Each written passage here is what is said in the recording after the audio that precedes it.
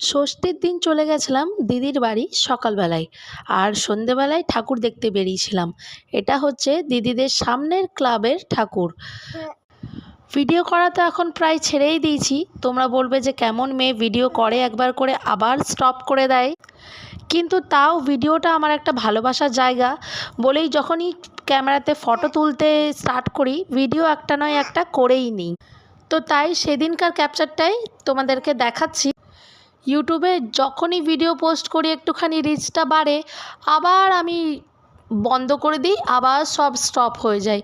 জানি না কেন, মানে এরকমটা হয়। মোটিভেশন একদমই জিরো, করারও সময় হয় না। এখন তো ডেলি ভ্লগিং ছেড়েই দিয়েছি। তো তোমরা আমাকে কমেন্ট করো প্লিজ, তোমাদের একটা কমেন্ট আমাকে অনেকটা অনুপ্রেরণা দেয়। তো এখানে আমি করছিলাম যে জিসকি আঁখোঁ মে যেই ট্রেন্ডিং গানটা বেরিয়েছিল সেটাকেই করার চেষ্টা করছিলাম, বাট হচ্ছিল না।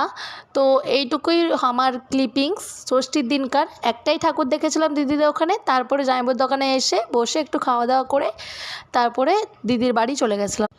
তো এখানে ছিল হীরক রাজার দেশের থিম, তার জন্যই ভূতের ছিল। আর এই যে আমার লুক, আর বাকি কটা ছবি তোমাদের সাথে শেয়ার করে নিলাম যে কটা তোলা হয়েছিল।